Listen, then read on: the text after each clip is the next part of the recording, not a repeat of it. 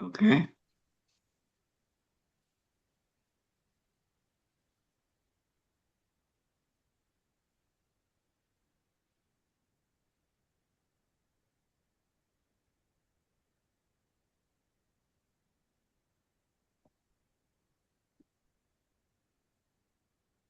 Good morning. Good I'm morning. Emily Cooperman. I'm the chair of the Committee for Historic Designation. Welcome to all of you who have joined us. And before we get started in the meeting, I'm going to turn things over to the Executive Director of the Historical Commission staff, Dr. John Farnham, to say a few words about the meeting. Thank you. Good morning. As the chair said, my name is John Farnham. A couple of notes about this morning's meeting. The meeting is being recorded, and by participating in the meeting, you are consenting to being recorded. The recording will be available perhaps later today or tomorrow, uh, soon. On the Historical Commission's website, you'll find a link for it. Also on that website, you will find all of the meeting materials needed for today's meeting, the agenda, nominations, and any public comment received by noon yesterday. And that website is www.phila.gov. That's phila.gov/historical. There is a public meetings page on that website, and there you'll find everything you need to participate in the meeting. Every agenda item includes an opportunity for public comment. If you'd like to comment, you'll need to raise your hand at the appropriate time.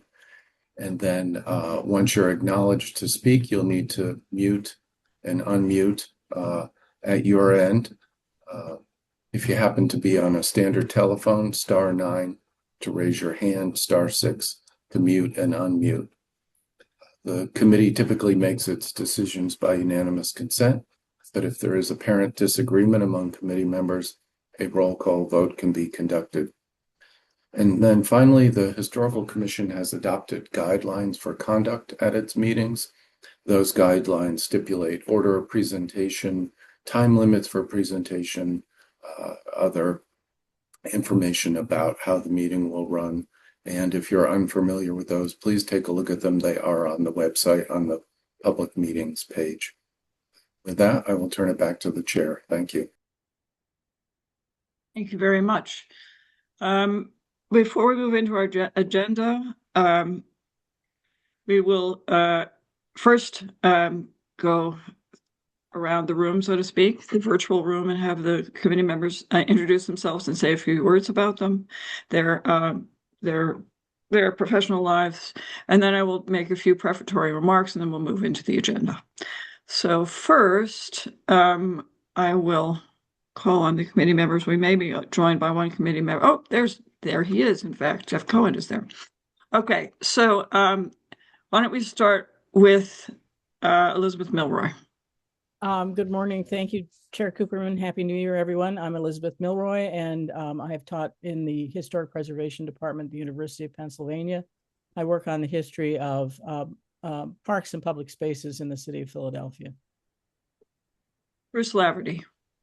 I am Bruce Laverty. I'm currently with Drexel University, where I teach in the Westfall School, History of Philadelphia Architecture, Intro to Historic Preservation, and History of the Philadelphia Row Home.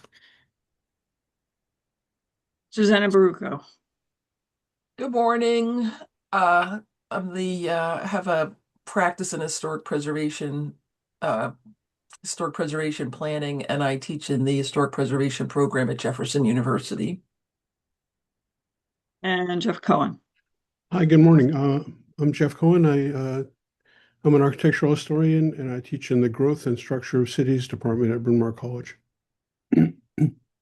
And again, I'm Emily Cooperman. I'm the chair of this committee. I'm an architectural and landscape historian and historic preservation and cultural resource management consultant. And I also sit on the Historical Commission in its historian chair. We are an advisory body.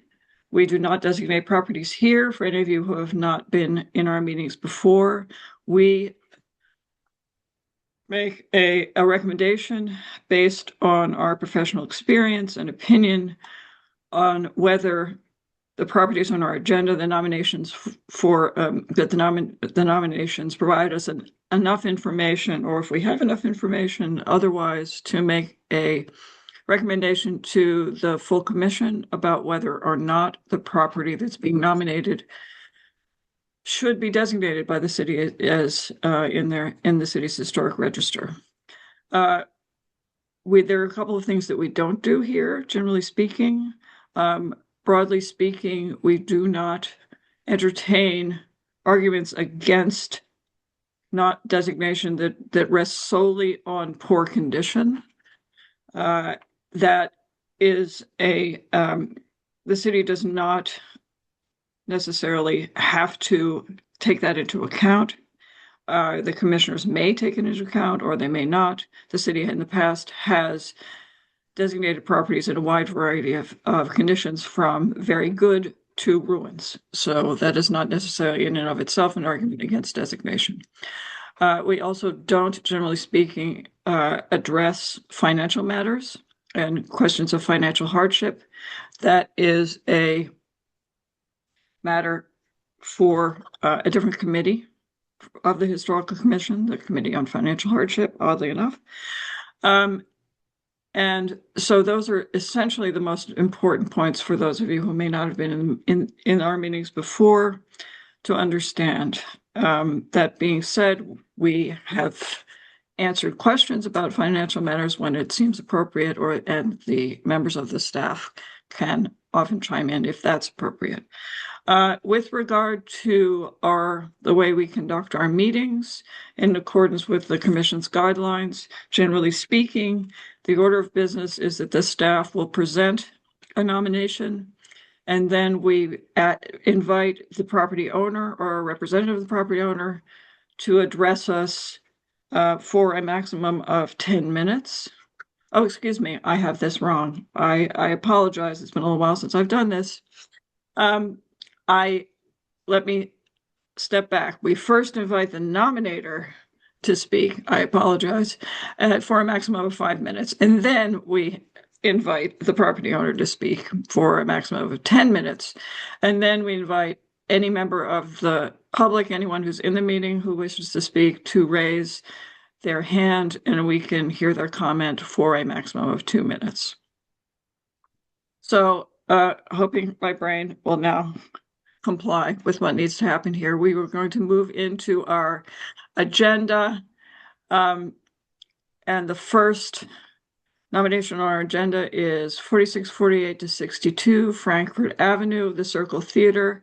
And I believe that Ted Most of the staff will be presenting that to us.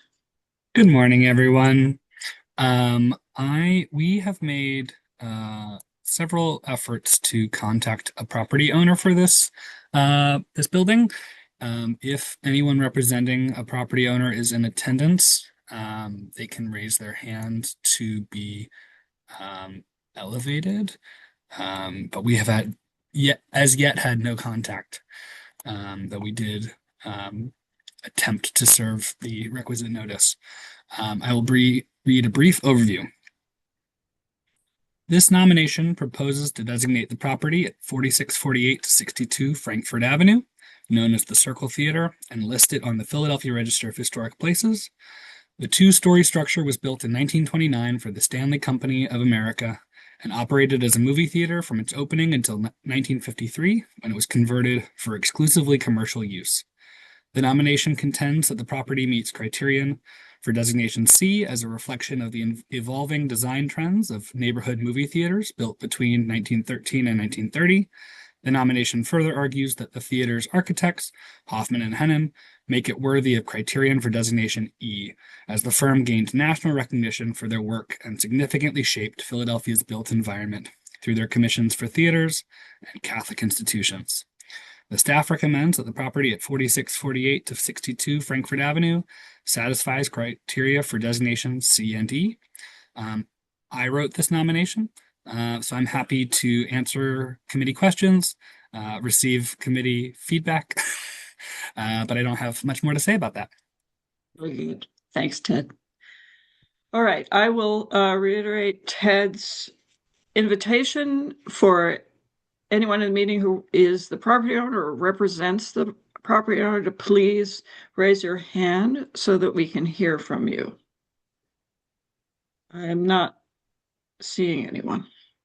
All right, I think with that, before we move to our committee discussion, I will ask if there's anyone who's in the meeting who wishes to comment on this nomination. Please raise your hand. I'm not seeing anyone raise a hand. David Traub. Why don't we go ahead and hear from David Traub? Good morning. I was confused whether or not it was time for the public to speak, but I will at this point. I just wanted to commend Mr. Mouse on this incredible document that he's created. I was looking at it last night, page after page of wonderful research work. It really is impressive, and of course, Save Our Sites supports this nomination, and hopefully the building will be designated. It was also interesting to see the interior photographs of the building, and really you can say the building is turned inside out because much of the architecture that you see on the outside appears again on the inside. I know that the Historic Commission doesn't have jurisdiction over interiors, but I just wanted to point that out, how impressive the interior is. Thank you very much. Thank you.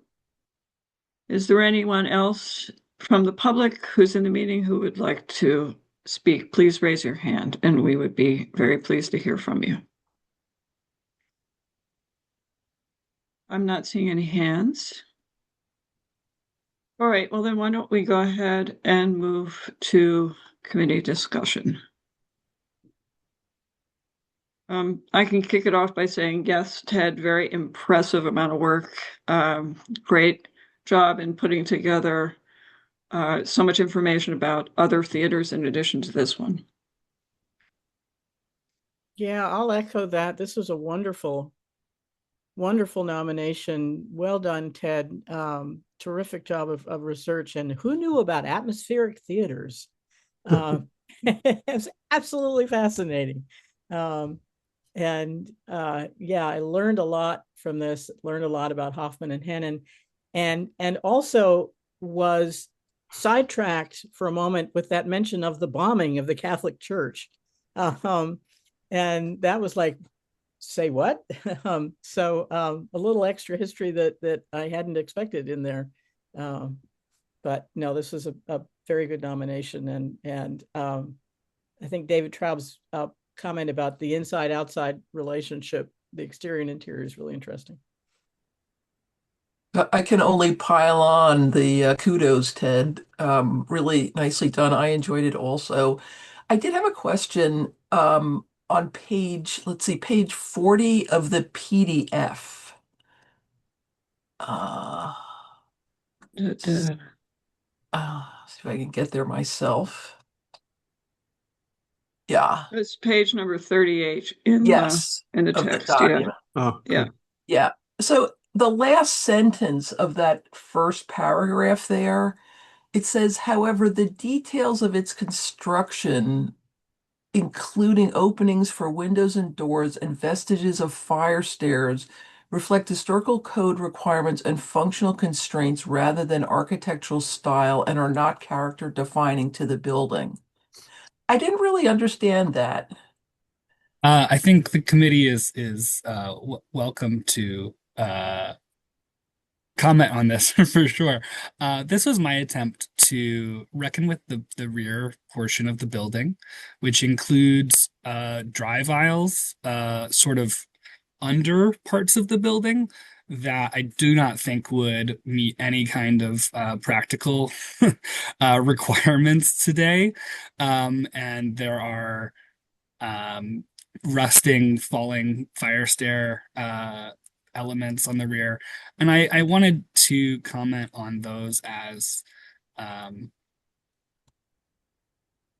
functional features that met a requirement that they would not be able to meet today. And I wanted to acknowledge that I didn't want that to be an impediment to this building being functionally used. And that was perhaps you know more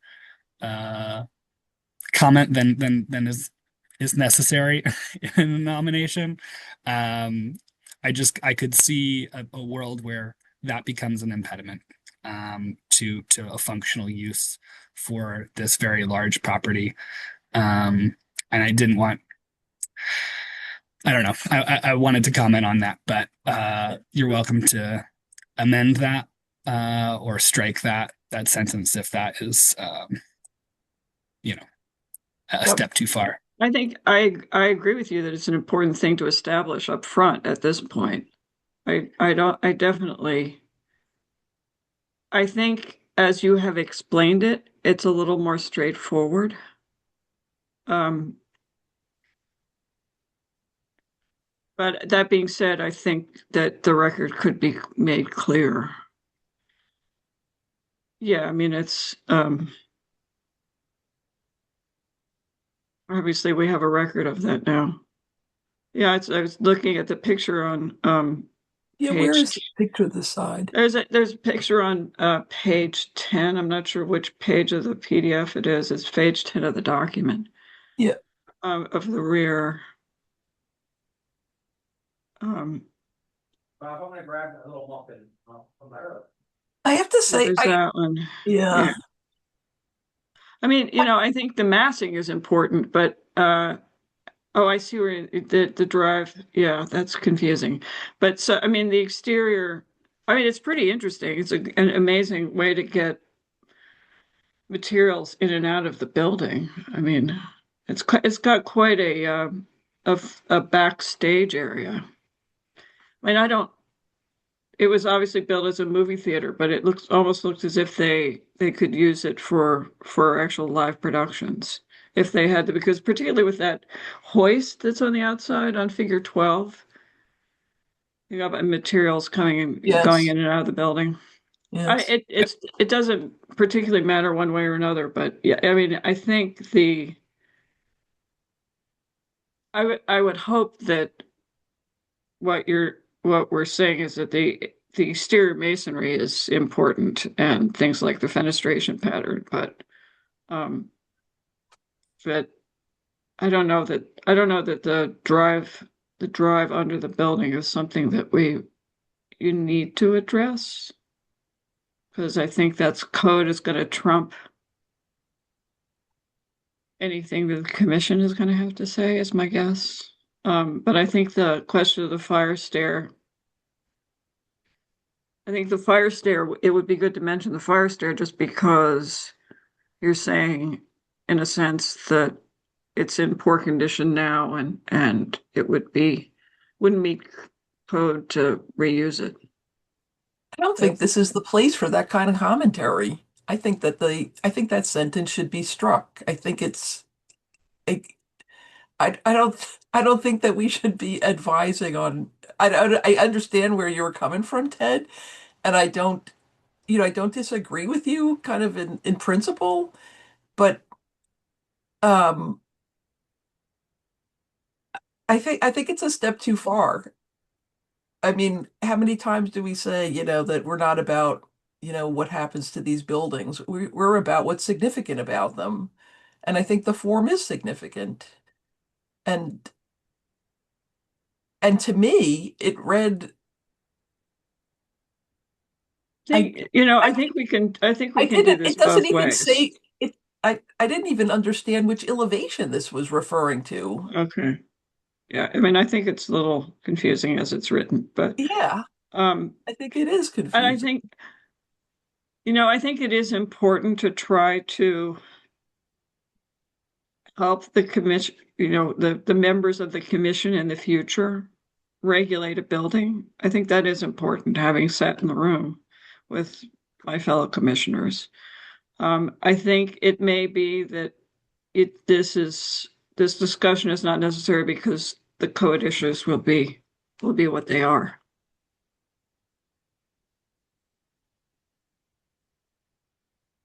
So I think we can do both and, Susanna. Okay.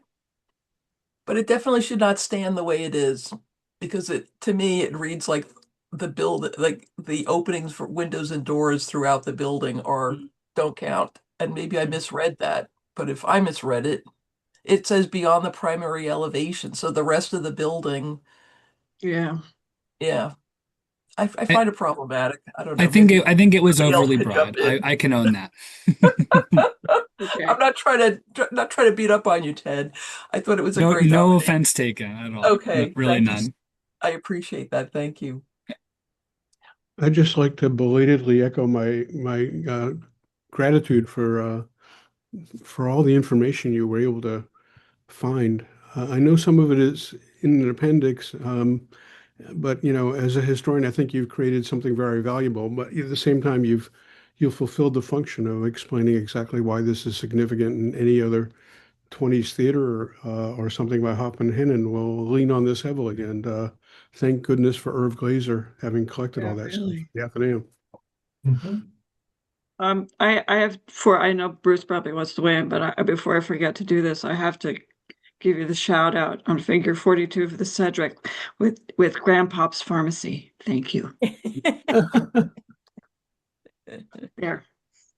Boy, he had a big sign. Um, and then I only have one minor quibble, which I think it is not really a quibble, it's just sort of an amplification. And that is the sort of the move to the atmospheric theater. I think one thing I didn't feel was pulled out as much as it might is the relationship between the sort of fantasy world of the movies and the fantasy elements of the sort of exotic motifs on the outside and on the inside. Okay, I'm done. Sorry, Bruce. That's all right. I agree. I agree with Jeff in that this nomination is a foundational document. It works very well for the building that has thankfully survived all these years. But two things that I very much appreciate are Appendix G, where you list the other buildings that the commission has already placed, other theater buildings that the commission has already placed on the city register, and then Appendix F. With the data regarding selected movie theaters, that chart with the names of the theaters and most importantly the ones that are still standing. And I have to say, as somebody who has tracked the demolition of so much of this important building type of the early 20th century, I'm amazed at how many are still standing from even from this selected list. I will add one picayune thing to Appendix F is you didn't mention the Uptown Theater, which I was still standing last week anyway when I drove down Broad Street. Um, the reason I bring up the Uptown is that in 1929, when the Circle opened, the Stanley Company opened four mega theaters, three of them neighborhood theaters, including the Uptown on North Broad Street, the State Theater at 52nd and Chestnut Street, and the Circle. And then along with that, they also opened the Mastbaum, which was the largest motion picture theater. So just those four theaters alone, which are not the only ones that the Stanley Company opened or operated in 1929, that was 10,000 theater seats in 1 year. And so it seemed as if it would never end. But Irv Glazer used to say they were already overbuilt. And particularly in the downtown areas, Stanley theaters were competing with one another. You had three Stanley-owned theaters within a block of the Mastbaum, and so it's a great story. But I very much appreciate this. This is sort of like marching orders, this Appendix F. But don't forget the Uptown. Great work. There is someone who has raised their hand, so I think we'll go ahead and see if it's a comment about this nomination. And I apologize if I mispronounce this. I'm sure I will. Deekvius James Jr.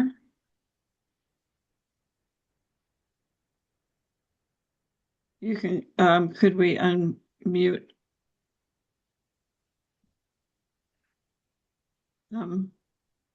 Tony. Oh, no, hand's gone. Okay. Um, all right, they have dropped off. All right, I think maybe we should then proceed with a motion if someone would like to make one.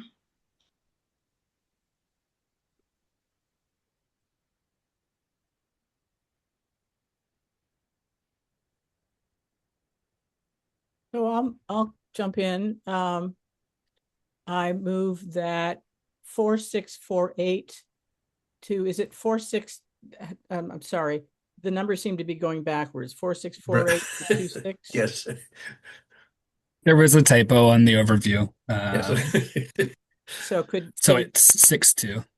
6-2. Okay, so yeah, we want to correct that. Okay, so 4648 to 4662 Frankfurt Avenue, the Circle Theater, be added to the Register of Historic Places based on criteria C and E. Second, Any opposed? Do we have to make any comment on the sentence on page 40? If you wish to, yeah. I mean, It sounds like there are a couple of amendments because if we've got the sentence on page 40 and Bruce's comment about the Uptown Theater. Can we say subject to amendments, or do we have to actually explain the I amendments? think we should say added information Don't do that, because Suzanne? you can't edit the actual nomination at this point because of notification. Right. You would have to renotice the property owner. So how does one say it?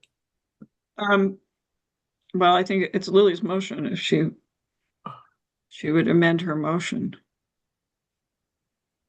So I could amend the motion to move that 4648 to 62 Frankfurt Avenue, the Circle Theater, be added to the Register of Historic Places based on criteria C and E, subject to the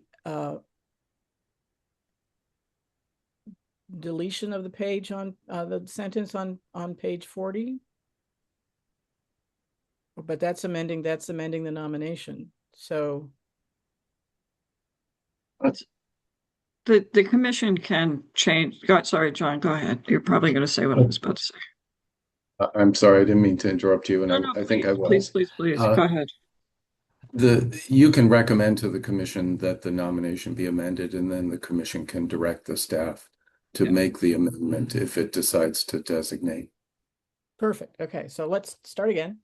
So I move that 4648 to 62 Frankfurt Avenue, the Circle Theater, be added to the Register of Historic Places based on criteria C and E, and that we recommend that the sentence on page 40 of the PDF be struck out from the nomination, and that the Uptown Theater be added to Appendix F.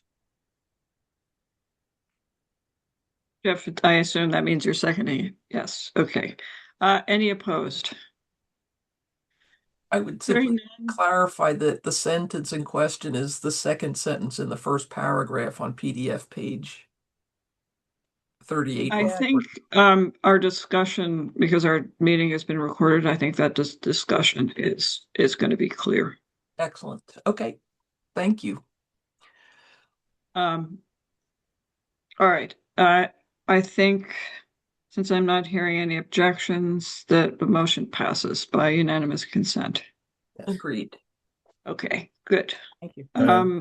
Dr. Cooperman, before we move on, if I could just give a shout out also to the late great Irv Glazer, who actually went into the Stanley Theater while it was being demolished at 19th and Market and pulled out all of the Stanley Company files that now survive at the Athenaeum. And kept them in his garage for 20 years until he could find an institution to take them. One person can make a difference. Yeah, that's amazing.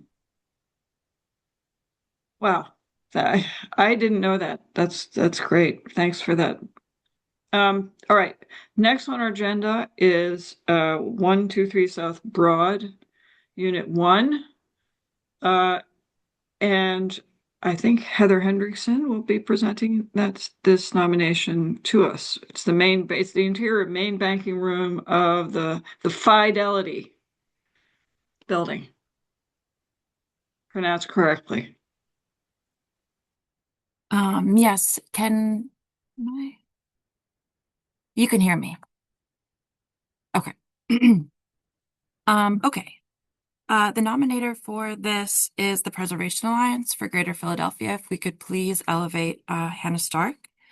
And if anybody is here representing the property owner, Unit 1 Partners, LP, please raise your hand to be elevated. I'll read a brief overview. This nomination proposes to designate the main banking room of the Fidelity Philadelphia Trust Company building, located at 123 South Broad Street and listed on the Philadelphia Register of Historic Places. The nomination asserts that the main banking room meets criteria for designation C, D, and E. Under criteria C and D, the main banking room is identified as a significant example of classical revival architecture, with its design reflecting early 20th century banking institutions' efforts to restore public trust by evoking classical ideals and employing materials that conveyed restraint, stability, and permanence.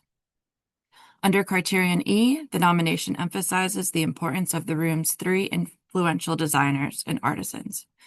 These include the Philadelphia architectural firm Simon & Simon, responsible for the overall design of the building, and the main banking room, the sculptural elements attributed to the renowned Piccirilli brothers, and the monumental stained glass window History of Philadelphia, created by DeCenzo Studios, one of the most successful and influential stained glass firms in the United States during the early 20th century.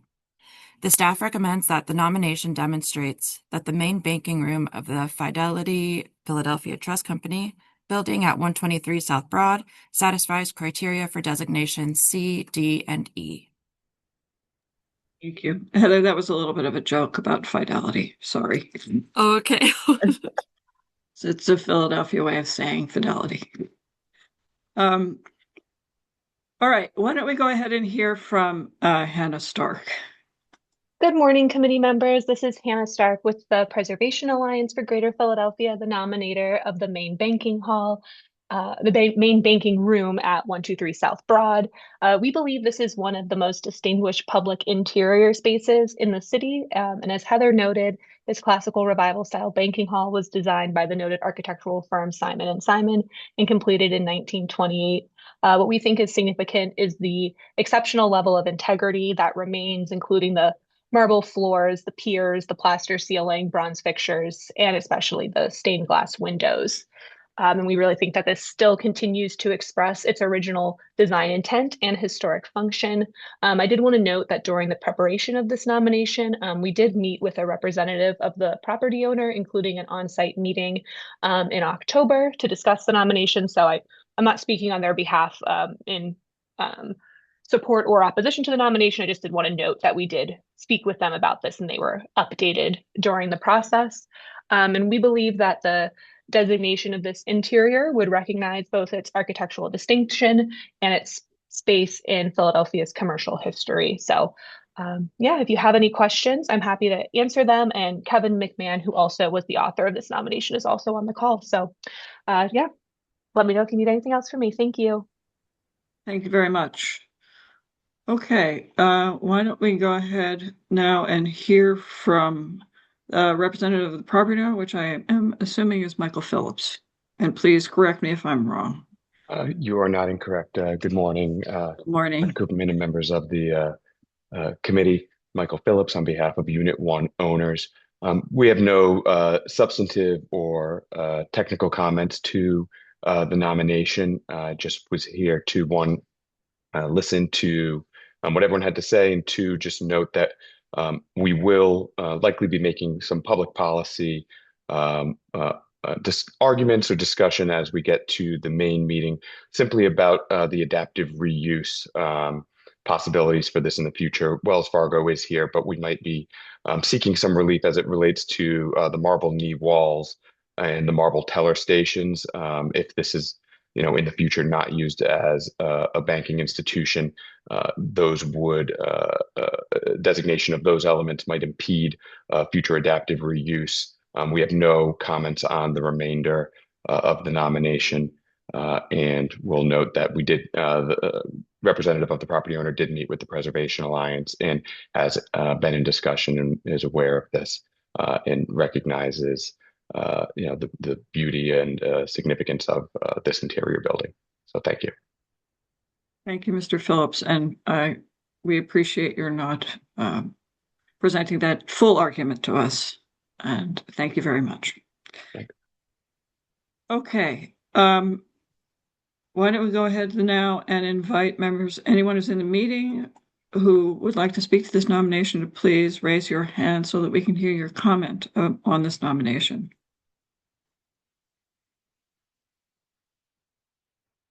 I'm not seeing any hands. Just wait another minute. All right, I'm not seeing anyone. Okay, then we will go ahead and turn it over to the committee for discussion.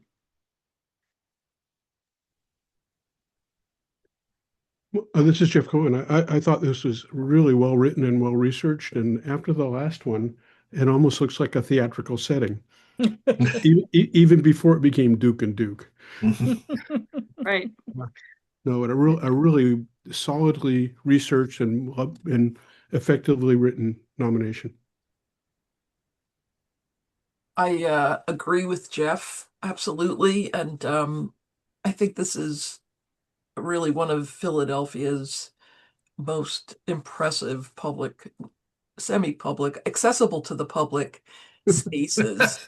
and the fact that this banking hall has survived when so many others have not is really, I think this nomination is most welcome, and the owner's agreement not to resist the nomination is really something to be celebrated. I had the opportunity to work on the restoration of this building this interior after the fire some years ago, and it really is just extraordinary. And there was a lot of care that went into the restoration and the repainting of the interior at that time. For those who don't know, I know it just the Cenzo Studios. If you haven't looked at that window, it's unfortunate that we couldn't clean it, but it really is an impressive window at the back of the banking hall, the opposite of the view here. There it is. But also, when you walk past the building, if you don't get a chance to go in, notice that the main windows on the building at the lower level are actually there's lead decoration, very interesting, and it's all gold leafed. And it was gold leafed when it was restored, the pieces that had been damaged. So it's just extraordinary. I will only lastly mention that this is like one of the last, I think the last surviving kind of really major banking spaces. And I don't disagree with Mr. Phillips and the owner's interest in the future of this building. But many of the banking halls, PSFS, and the teller spaces, it's understood, I think, that they wouldn't be that something might have to happen to them to make this space usable again. But I again appreciate the nomination and appreciate the owner's interest in preserving this. It's really special. One of the things I was really struck by when reading this is that, which I knew, but for some reason I hadn't really kind of fully thought about, was the fact that this is a dual purpose space. It's both a banking room and a lobby for the commercial tenants in most of the building, actually, in the rear part of it. So it is a sort of a dual purpose space in terms of public use, although I do recognize it's private property. But there is actually there's another doorway and entrance and to the north of the banking hall for the office above. You Yeah, you Okay, don't so have I'm to go through the mistaken. banking hall to get, you can, but you don't have Well, to. it's like because you can. I could remember Yeah, going to an office and going through the banking room. So the yeah. point is that they're not completely separate. Yeah, it did No, I they're not. didn't Yep, visit. yep. It's from is there's an entrance on Juniper Street, is that right? Yeah. Yeah, also on Broad, there's a second entrance. Oh, there is an executive Yeah, front. Okay, thank you for that clarification. sure. Yeah. It was a long time ago. Well, I used to work in the building, so I know. Oh, okay. Very good. All right. Um, sorry. Anybody else? I thought the nominations emphasis on the relationship of the architecture to the craftsmen, both the Shenzo Studios as well as the Perillian Company sculptors, was very important, and I think it recognizes an important conversation that the Philadelphia architectural community, or not conversations, too stiff a word, fellowship that the Philadelphia architectural community had with the crafts community from the 1890s, certainly through the 1930s. And I always show my students this space compared to PSFS that they're only 3 years apart, and both serve the same function and answer them in very different ways. But it's just a fantastic space. I can simply echo what everyone has said. I love just wandering through every once in a while.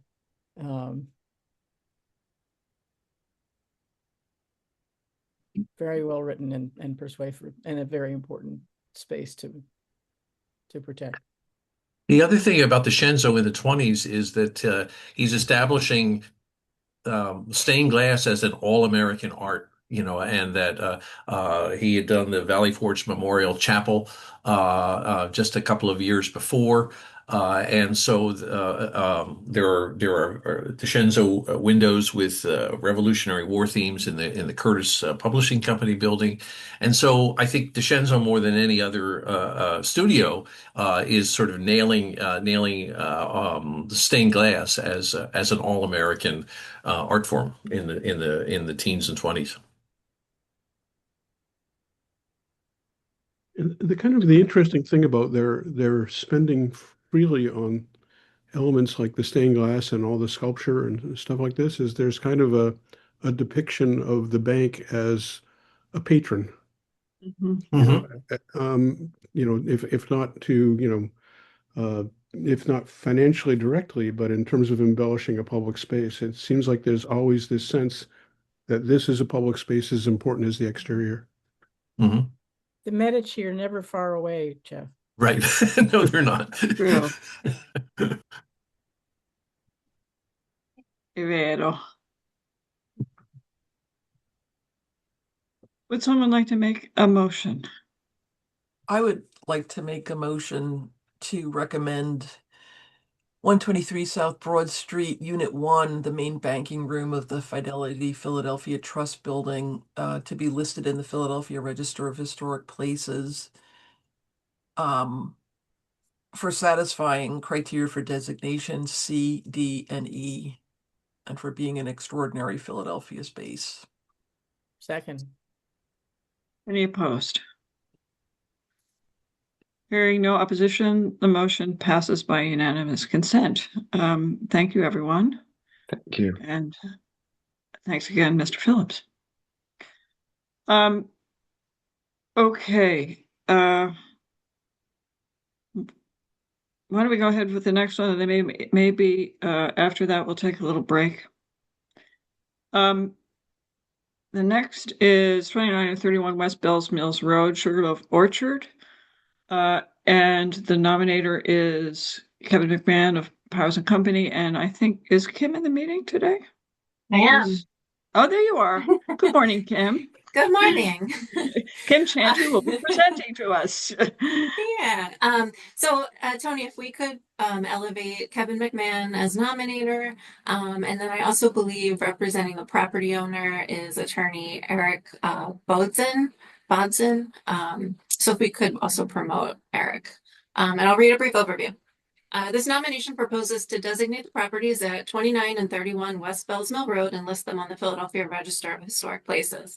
Subdivided in 1917 from a larger Chestnut Hill estate and renamed Sugarloaf Orchard, the properties include a 1917 cottage, a 1919 main house, and a 1924 tool house, in addition to a garage and barn.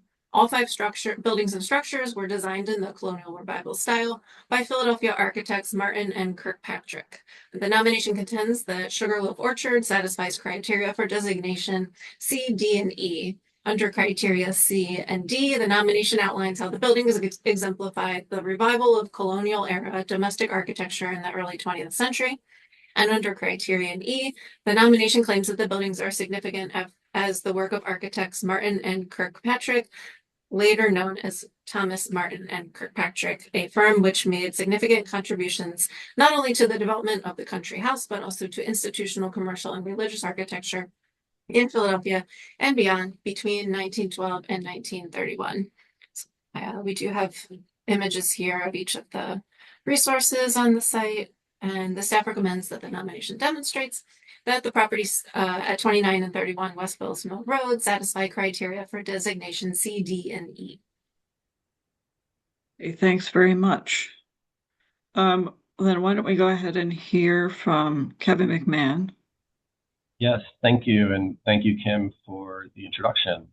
I don't have much to add beyond, I hope everyone agrees that this is a significant example of a colonial revival country house in Chestnut Hill, especially one that I think until recently was relatively unknown just because it's hidden in this back corner of the sort of larger Sugarloaf property and is not really accessible from Bells Mill Road itself.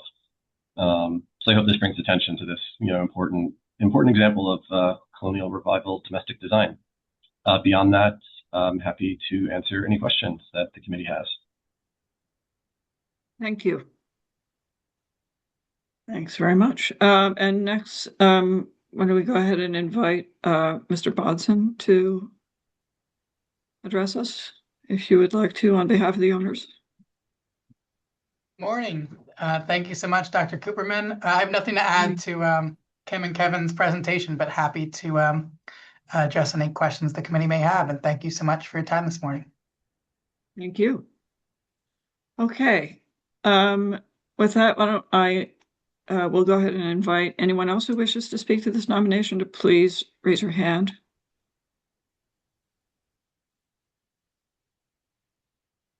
I am not seeing anyone raise their hand. All right, well then we can go ahead and move to our committee discussion.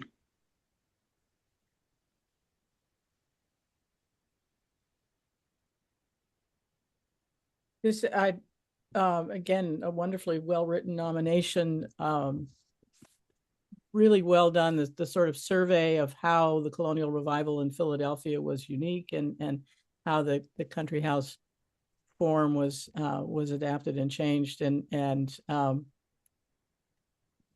very thorough. I had one, and I'm not sure if this is an appropriate question for the committee at this stage. I'm just curious. This is 2 parcels that have common ownership now.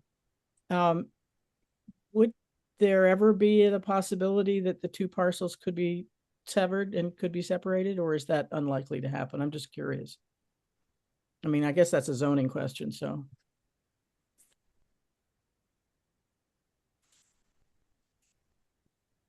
I don't know the answer to that question. Yeah, I was just getting, it's not important to the nomination. I think, the case is made for the significance and so wonderful that the outbuildings have survived. Are those properly described as the messuage? And on the property, I just, it was wonderful reading. Thank you so much. So one of the things that I want to, I mean, I know that Kevin McMahon is used to doing this, but it's something that I want to recommend to anyone who wants to write a nomination where you have a property with more than one building. The map that shows both north and it numbers the buildings so you can keep track of them. This is on page 3. There it is. It's something that is really, really useful, and it's something that I would say is really pretty much required for any nomination that includes more than one building, because it's very difficult to follow a description when you have multiple buildings without some kind of visual aid like this to figure out which building on a larger property that has multiple buildings that the writer is talking about. So I would just say thank you very much. I know that's the kind of thing that you're used to doing in your professional practice quite a lot, but I would just say that if anyone is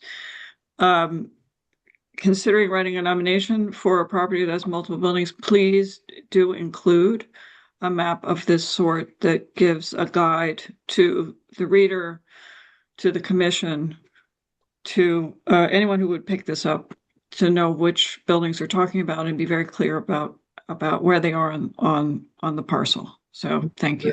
I just add to that, the north arrow really helps. Yes. Because so often we talk about the east elevation and the west elevation, it's sometimes, unless you have a compass with you, it's sometimes hard to know where you're looking. But I think this is a fantastic nomination, a really interesting play in the colonial revival with its almost mischievous asymmetries in the front, really understated entrance, and things that look like they should be absolutely symmetrical but aren't quite. And I'm not referring to the dumpsters, which I hope at some point we can get a better photograph of. But no, it's a subtle design, and they're playing in a language that was really a lot of people don't realize the subtlety of the invention in it.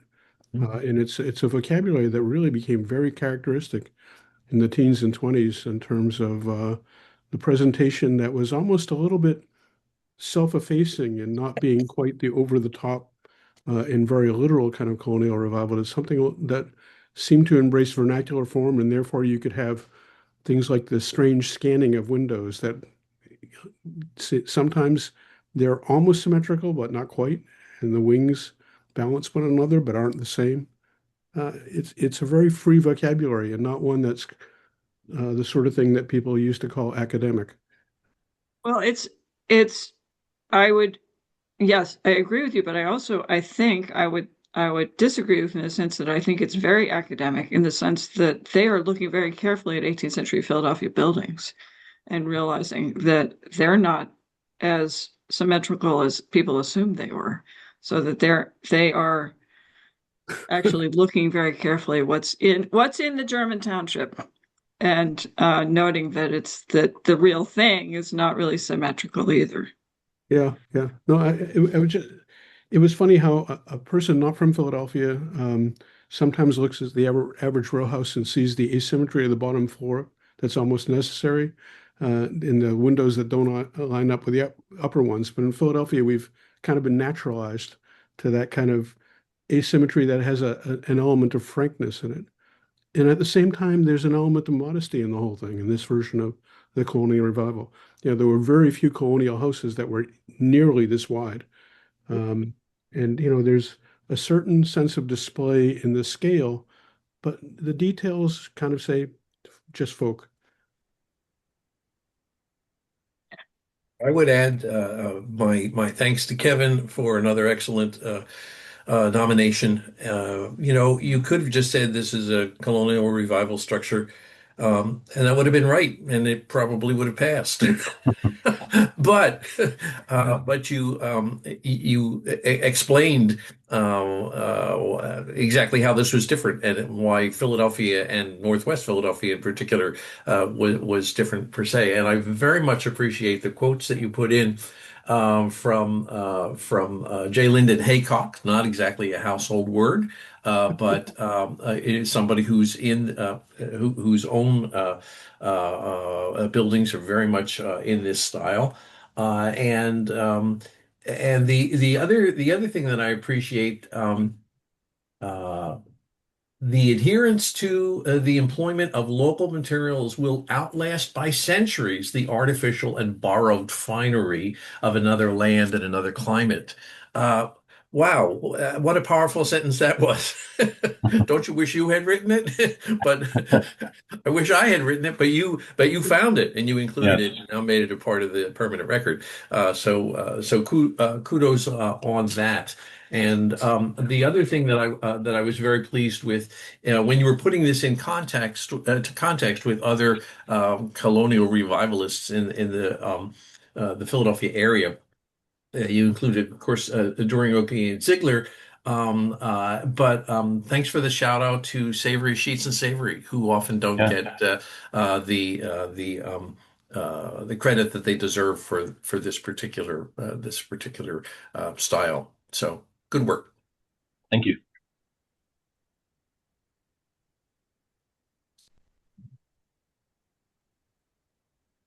Susanna or Lily, any comments? Ditto, ditto, ditto. A great nomination, Kevin. And I think it's really wonderful that it's the colonial revival, but all, as it's been said, all of the outbuildings are included. It's rare when properties haven't been subdivided, and so outbuildings are separated out and converted to private residences on their own, et cetera, et cetera. So I think it's really a great nomination, and I hope that the Historical Commission, I hope that we vote in favor. I'm certainly in favor of it. And I just stand by what I said before. Sorry. So when a third generation Baldwin marries a second generation Diston, they can resist the temptation for the gaudy and the spectacular. Takes two Yeah, well, I mean, generations this property is set back for Bell's Mills, and trying to get a view of it, going when you're either trying to get up Bell's Mills or flying down it when somebody's on your tail is oh, there's a building over there is about what you get. So yeah, no, wonderful nomination. I think the Gilpins were 11ing influence, Bruce. No doubt. Well, I can I'll make a motion. resist the temptation to talk about Quakers. Do. Okay. Would someone like to make a motion? I'd like to move that 29. Oh, Sorry, go ahead, Jeff. Sorry.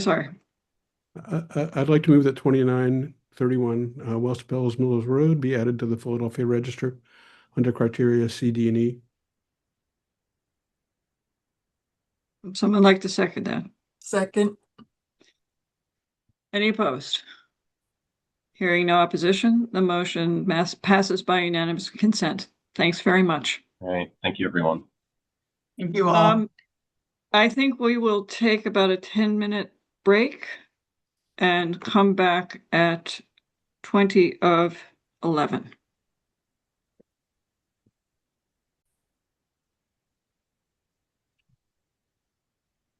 Welcome back. We will start again or continue our meeting. Next on our agenda is, well, I thought the 701 to 09 Green Hill was continued, wasn't it? 701 to 09 was not continued. 6953 Green Hill, the companion property. Well, I that property apologize. owner Yes, request. never mind. I didn't read that closely enough. Okay, then the next on our agenda is 701 to 09 Green Hill Road, the Mars Estate House, and Alex Till will be presenting this to us. Thank you, Chair Cooperman. This is Alex Till with the staff. I will read a brief overview here. I'm not sure if anyone representing the property owners is here today, but they are listed as Catherine Mashoff and Paul Anziano. So if anyone under those names is here, we could raise them to panelist. So this nomination proposes to designate the property at 7001 to 9 Green Hill Road as historic and listed on the Philadelphia Register of Historic Places.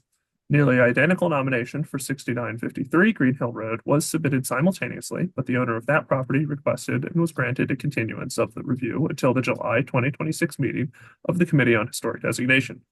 Two nominations document an unusual paired residential complex of two stone houses with a shared twin garage on the adjacent properties, which were constructed between 1916 to 1919. The nominations argue that the mirror buildings reflect the environment in an era characterized by the colonial revival style with English stylistic overtones, satisfying criterion C. Additionally, the nominations assert that the houses are unusual examples that reflect the local vernacular architecture of the 18th century and that embody distinguishing characteristics of the colonial revival style through their textbook use of historically inspired forms, materials, and compositions, satisfying criterion D. Additionally, the nominations argue that the properties comprise a significant masterwork of the architectural firm of Mellor, Meigs, and Howe, a prominent partnership that influenced the built environment of the Philadelphia region, satisfying criterion E. Finally, the nominations contend that the buildings at 6953, 7001 to 09 Green Hill Road satisfy criterion J as part of the early 20th century subdivision and development of Green Hill Farm by the Morris Estate in West Philadelphia. Now, for this particular the property, the staff recommends that the Committee on Historic Designation decline to review the nomination for 7001 to 09 Green Hill Road at this time, and recommend to the Historical Commission that it table this review and remand the nomination to the Committee on Historic Designation at its July 2026 meeting, so that the nominations for the paired buildings can be reviewed together. The owner of the property at 6953 Green Hill Road will not have an opportunity to fully participate in the deliberations about the shared significance of these paired properties if the nominations are reviewed at separate times. To ensure that both owners are afforded equal opportunity to participate in the reviews of the nearly identical properties, the review of the nomination for 7001 to 09 Green Hill Road should be postponed.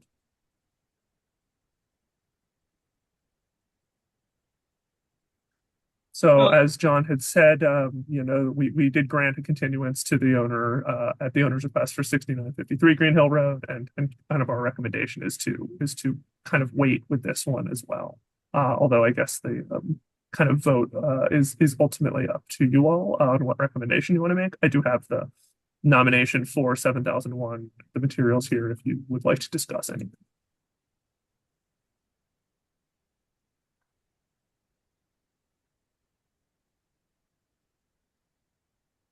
They are two separate nominations, correct? There are two separate nominations. They are two separate properties with two separate owners. A lot of the arguments in both of the nominations are for their significance as sort of a pair of a residential complex. It seems very difficult to the staff to sort of separate the sort of arguments for the two. Yeah, I understand that perspective. I think maybe before we go any further, I want to turn it over to the committee to discuss this question. Are they essentially mirror images of each other? Yeah. They are essentially, I mean, they've had some updates over time. You can see this particular photo shows them right after they were built and kind of how it's like this paired complex with one shared kind of garage building in the center and then two separate houses that sort of almost face each other across a garden. So are the nominations written by the same author? They are, yes. And they were submitted at the same time, but they are two separate parcels. They're two separate nominations. Because it's something I noticed about this nomination is that there is no discussion of criterion J. Just noting that. On page 18. I think before we start talking about the nomination, I think we have to settle this threshold question. And because could you frame the question for us, Emily? The question is whether we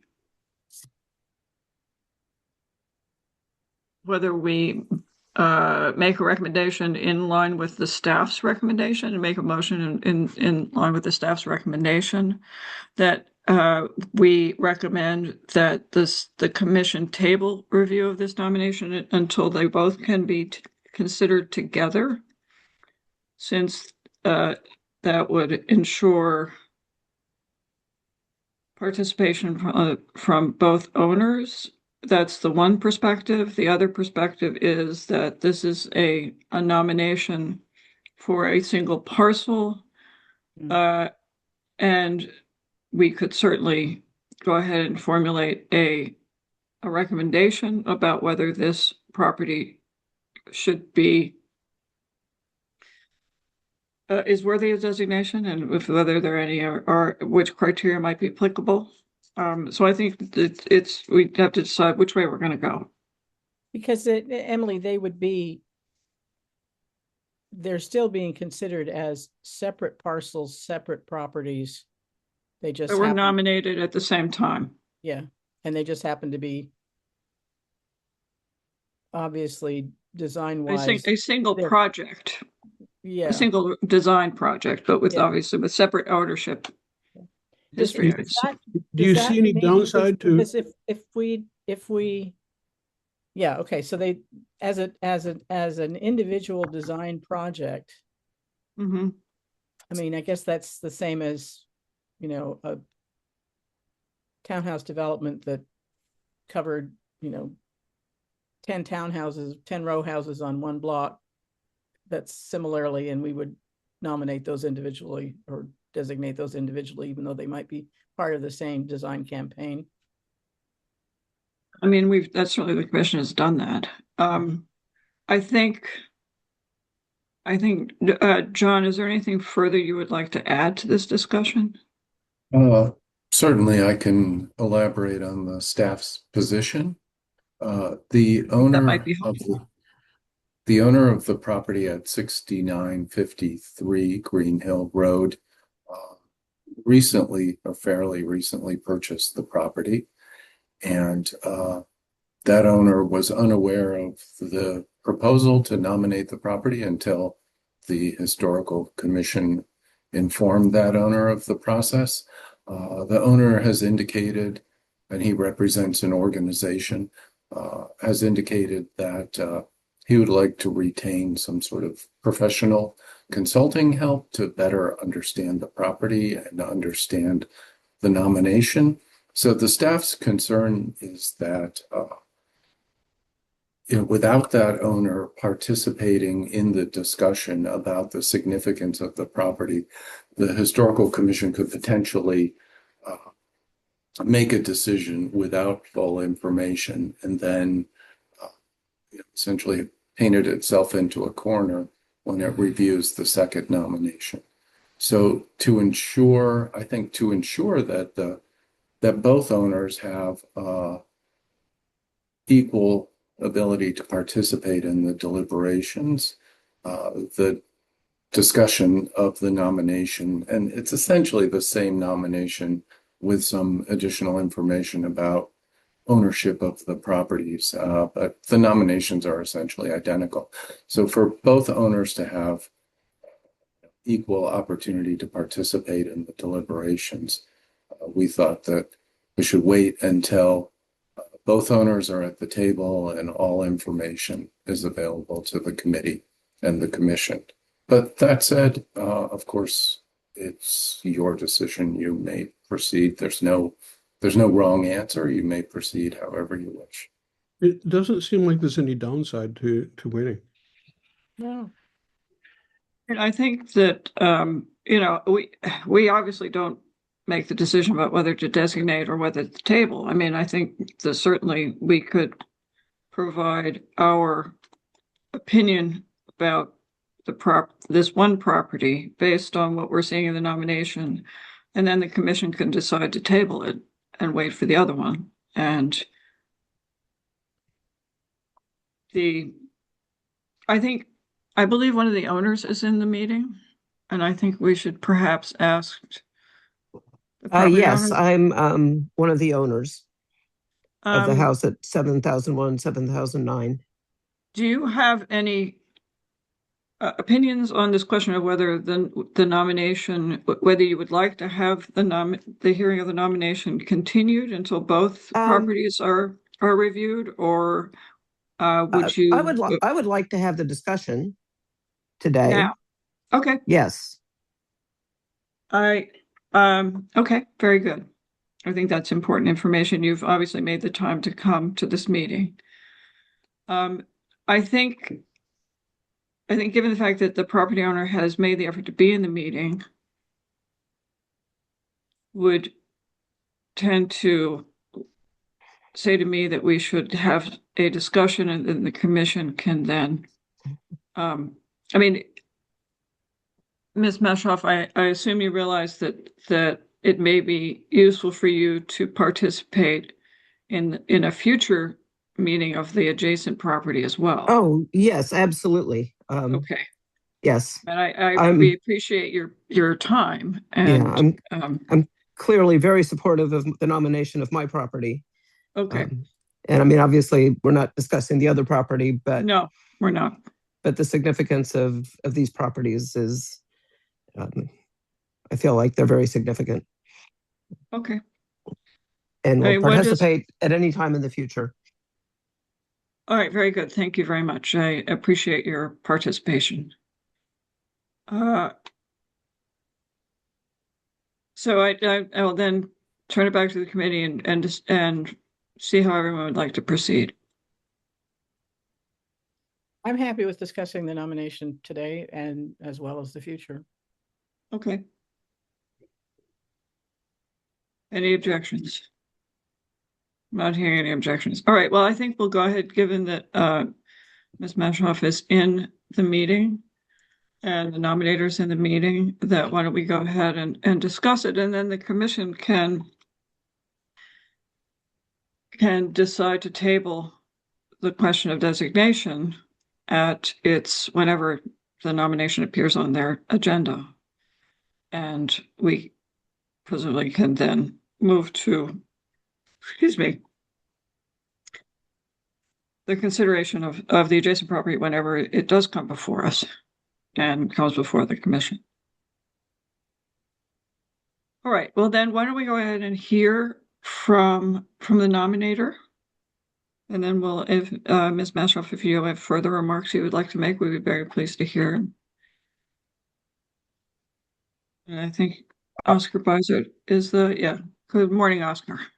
Good morning, Oscar Beisert, Keeping Society. I just want to thank the committee for taking the time to review this nomination and the property owner for deciding to nominate their own property. It's always nice to be able to work on something where the owner wants to proceed with designation.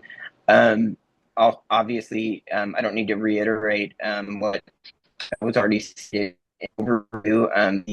This is a remarkable. This individual property is a remarkable work of Miller, Miggs, and Howe, and an example of the early development of the respective neighborhood. And I think that obviously, in concert with its pair, with its mate on the other property, it is really just a very significant design overall, individually and with the other property. To obviously ideal would be designated together. I also think that the individual property on its own would certainly meet the criteria as well, although the nomination is written with both properties in mind. So I am here for any question, and I appreciate you taking the time. Thank you. All right, then I will ask Ms. Mashoff if there's anything further you'd like to say to us at this time. Not at this time. Okay, thank you. All right, well then. Oh, and I did just want to say that criterion J wasn't included in the discussion. I'm sorry, I should have said that. Okay.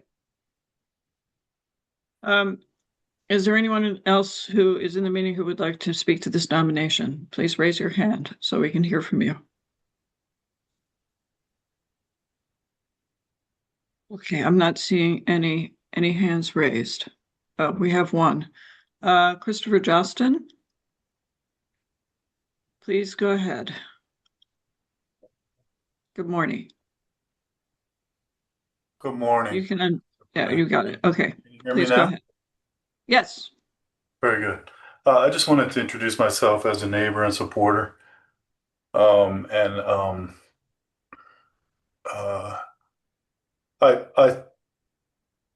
helped with the nomination as well. Thank you. Is there anything else you would like to add at this point? Not at this time. Thank you. Okay, thank you. Next is Lynn Nichols. Good morning. Good morning. I also wanted to introduce myself as a neighbor and supporter, and thank you for your consideration. Thank you very much. If anyone else would like to speak, please raise your hand now. I'm not seeing any other hands. Okay.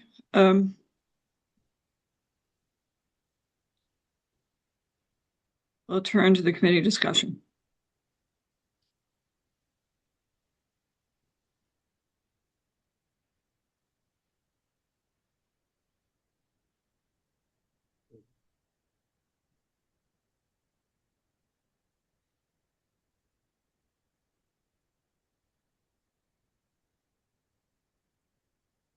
Well, I'll just jump in and say that I really appreciated this nomination, especially for its kind of explanation of how these larger properties were developed.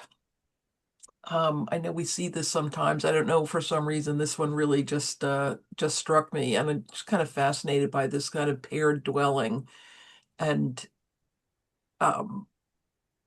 I just think it's definitely worthy of listing either individually or along with its paired mate.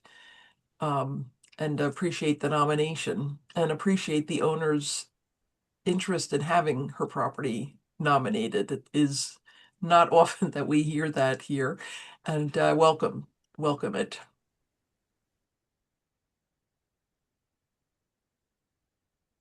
I mean, I think a lot of things that we were just talking about with respect to the Sugarloaf Orchard building could be said about this in terms of its design.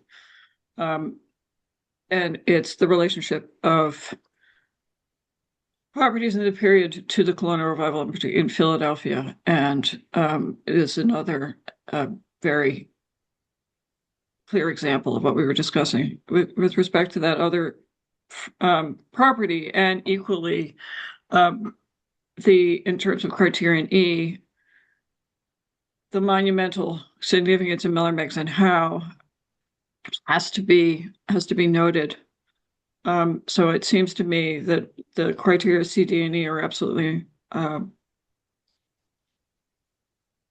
appropriate in this case. Agreed. And I do agree too on the kind of the value. I think Jeff mentioned it in our last discussion, the value of the colonial revival, I think often overlooked. And here you see it kind of in the hands of these master architects, and it just it's just an amazing style, and one that I think we sometimes take for granted because it's been used to such an extent, right? I mean, we see buildings today still kind of trying to borrowing from the colonial revival, and it's just really a wonderful example.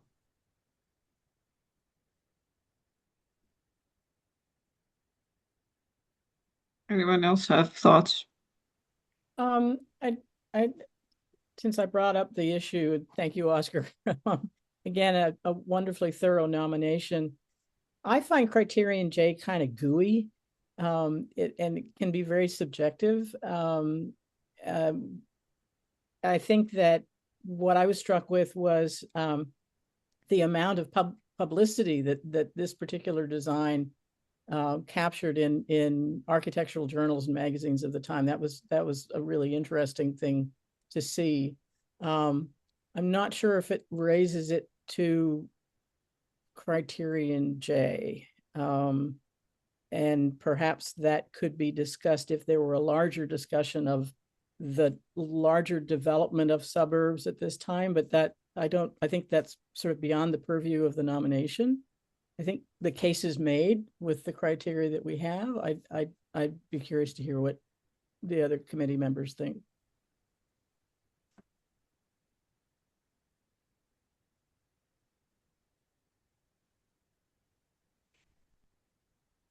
I just wanted to add one thing with respect to criterion C, because of the discussion in the nomination about so-called Cotswold Village houses by McGugan and McGilchrist, McGoodwin and Gilchrist and Chesterfield for the Woodwards, because I think one of the important aspects of these buildings that is also really subtle, but is hard to understand. But there were sources in the teens and 20s who talked about how modern the Philadelphia house was, and these are not. I think this goes back to what you were saying, Jeff, about the sort of freedom of interpretation that Philadelphia architects were applying to historic form in this period, so that there's no hard line between Cotswold style and colonial revival in the work of Miller, Meigs and Howe and McGoodwin and Gilchrist, for example, and during Oakey and Ziegler, so that there is a kind of continuity of form that is very typically Philadelphian and was recognized at the time as being an important modern house, believe it or not.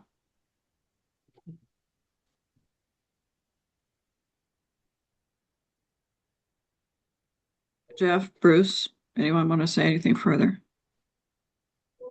I think the work of Miller and Meigs stands for itself, and it's a unique solution to a suburban development, and so I would be in favor of it as it stands.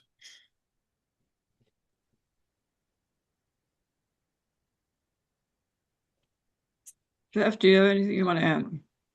I have to admit, I didn't get to read this one because I thought it was one of the ones that was postponed. I didn't see the difference in the addresses, but I've just been reading it while you guys have been talking. No, I think it's solid. And it's interesting, because Mallard Meigs and Howe sometimes play in a sort of even more English medieval form.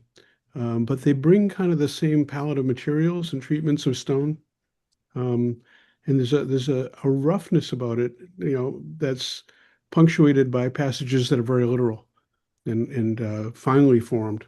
And they speak, in some ways, this kind of colonial revival, with its kind of, I think they call it barn rendering, where they bring the mortar all the way out to the surface at times, has a roughness to it.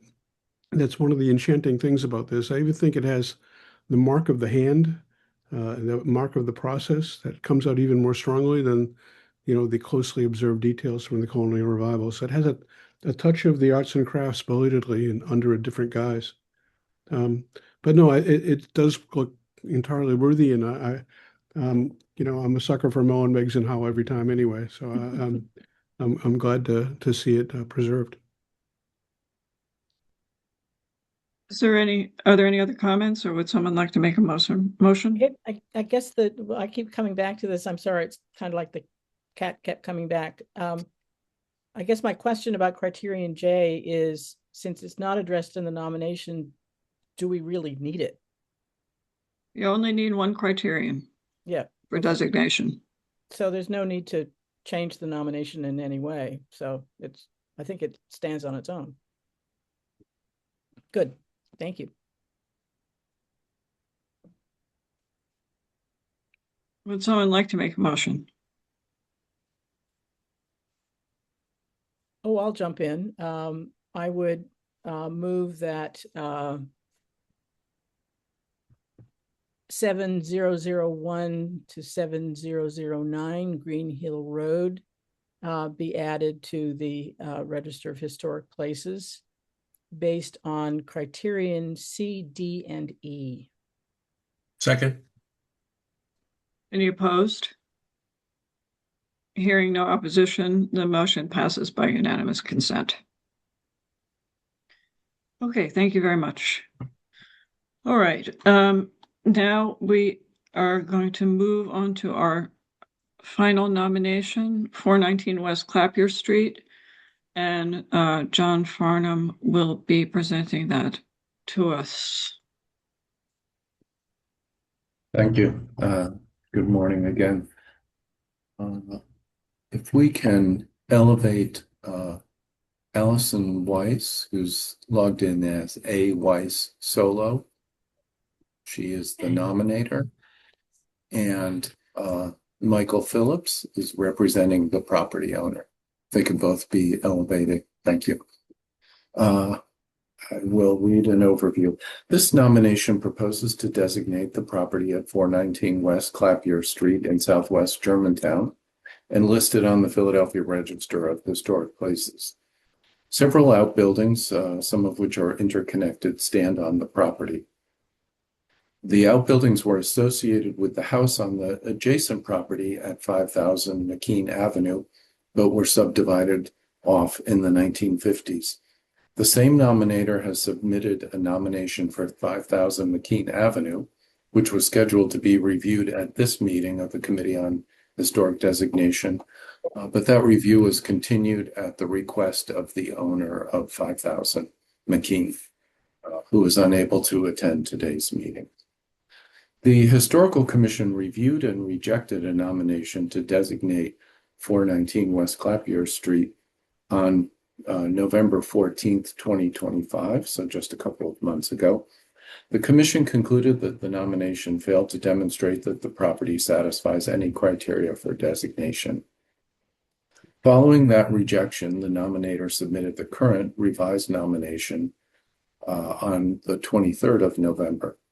The Historical Commission notified the property owner that it would review the revised nomination on the 16th of December, initiating its jurisdiction over the property for a second time. On November 19th, 2025, and I apologize for all this detail, but you'll see why it's relevant in a moment. Before the submission of the revised nomination, the property owner submitted an application proposing to demolish all structures on the site. The Historical Commission had no jurisdiction over that permit application, and the Department of Licenses and Inspections issued that permit on December 12th. The demolition activities authorized by that permit are not subject to the Historical Commission's review or approval, and all structures on the site may be legally demolished regardless of what action the Historical Commission takes on this nomination. So the original nomination argued that the property satisfied criteria A and J owing to its association with the James Mapes Dodge family. The Historical Commission rejected that argument. The current revised nomination argues that the property satisfies criteria C and J. To satisfy criterion C, a resource must, quote, reflect the environment in an era characterized by a distinctive architectural style, end quote. The nomination asserts that the, quote, adaptively reused collection of auxiliary buildings harmoniously designed with romantic, picturesque detailing and features, creating a stylistic through line, satisfies criterion C, end quote. And to satisfy criterion J, a resource must, quote, exemplify the cultural, political, economic, social, or historical heritage of the community, end quote. The nomination asserts that the properties that, quote, properties continuous occupation by upper middle class and affluent Philadelphians of professional and civic distinction underscores Germantown's historical significance as a domestic retreat for the city's mercantile and industrial elite, end quote, satisfying criterion J. The staff recommends that the revised nomination fails to demonstrate that the property satisfies any criteria for designation. With that, I'll turn it back to the committee. Thank you. Hello. Hello. I think with that, we will invite the nominator to speak.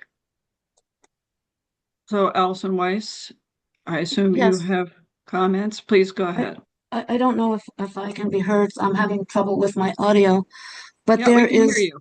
Okay, great.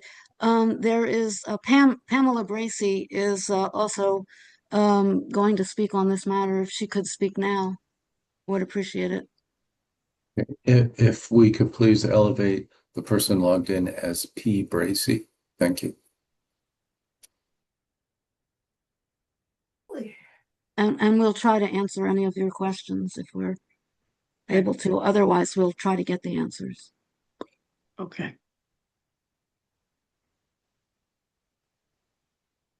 I think we're waiting for Pam Bracy to be elevated. I don't see her yet.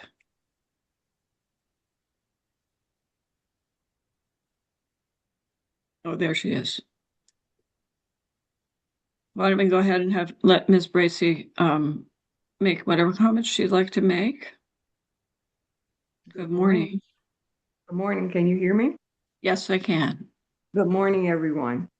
I'm a representative of Solo Germantown Civic Association, and we're here again to represent our community members who bring this property to your attention. We realize what was just stated, but we still think that these properties need to be added to the historical fabric of Germantown. We'd like to thank you for listening. We nominated the service buildings, garden, chauffeur, cottage barn, and greenhouse because we believe they are historic. We feel this property and buildings therein are worthy of nomination and ultimately designation and the protection designation offers. What is presented is a most comprehensive collection of outbuildings to survive in Germantown. The greenhouse alone is a remarkable survivor and representative of a community once filled with smaller structures. And we know that Germantown had many gardens, and we know for 2025, 2026, we'll be having gardens shown throughout the city as the country celebrates the 250th founding. The buildings relate to the Doge House or Dodge House at 5000 McKean, which have now been nominated and we hope would be presented, but we know that it's now been continued. All the buildings together represent an estate that was once owned and occupied by James Mapes Dodge and other significant members of his family. And of course, we just heard about the property up on Green Hill Road, so it kind of follows what we're talking about today, or not Green Hill Road, but another property that came up earlier today, Bells Mills Road. So it's very similar to what we're talking about today. Many community members contributed their time and research to this nomination.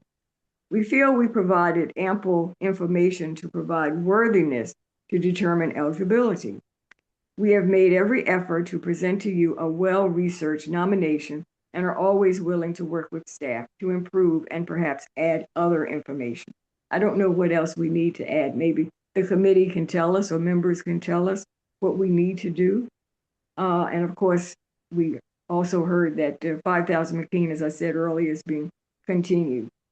So this is the most comprehensive collection of buildings here in Germantown and without the main house. So we're hoping that consideration could be made. We really don't want any more historic buildings, whether they're on the register or not, to be demolished because we're seeing a lot of tear down in our community. And Germantown is a very, very important building, community, livelihood for those of us who live here to the city of Philadelphia. And thank you very much for listening. Thank you. All right. I assume, given Ms. Weiss's remarks, that she was handing things over to Ms. Bracy, but I wanted to just check. Is there anything else you wanted to add, Ms. Weiss? No, we're happy to present this nomination, and we hope it is received. Thank you. All right. Well, then why don't we go ahead and have the representative of the property owner, which is Michael Phillips, if that's correct. Go ahead and make remarks if you'd like to, Mr. Phillips. Yes, thank you, Dr. Cooperman. Good morning again. I will just state that first we'll defer to the staff's recommendation for denial. I won't get into the nuances of why, but we fully agree with the staff's recommendation.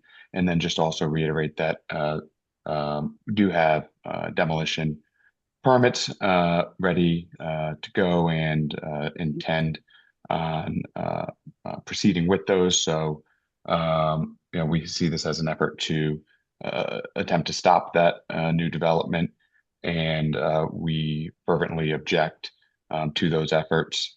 We believe that designation would be futile, and that there is no grounds to designate absent the buildings existing, and it is fully our intention to proceed with the redevelopment of this property consistent with the demolition plans. That's all. Thank you.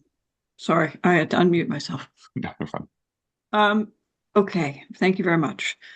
Why don't we now proceed to public comment? Excuse me. Anyone who would like to speak at this point, please raise your hand and we will hear from you. First is David Traub. David Traub, representing Save Our Sites. With respect to the property satisfying criteria, C, I have the following comments. The gardener's cottage and the ancillary structures on the property, that is the barn, the solarium, the workshops, in their ensemble comprise a remarkably fine composition firmly girded in by the low, expressive stone bordering wall. Just in front of the cottage, to the side of the driveway, a small courtyard is formed by the setback south wall of the barn and workshop and its wing. That courtyard serves as the organizing center of the composition.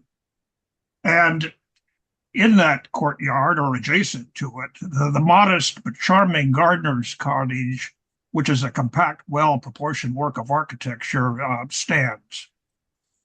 On the gabled front of the gardener's cottage, on its front facade, across the second floor, there is a horizontal row of 3 windows closely spaced together and banded by wood moldings.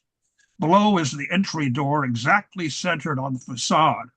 As a subtle adjustment by the architect, the center window of the 3 is wider than the 2 to either side, and is about the same width as the door below and centered on it.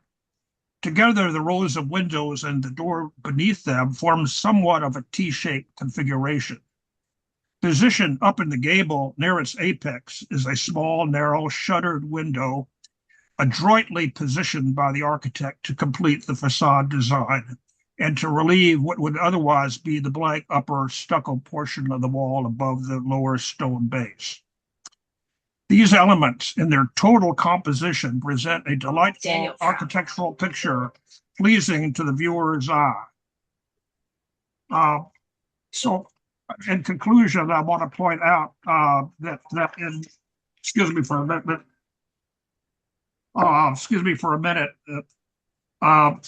in the book, A Field Guide to American Houses by Virginia Savage McAllister, published by Alfred Knopf, the author identifies this type of house, gable front and wing family style, as a prevalent style in American architecture in the period. And there are several examples in the Germantown area.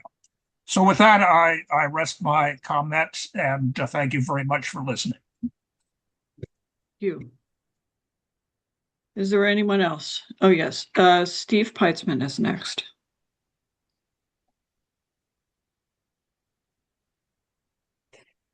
Yeah, thank you, Stephen Peitzman.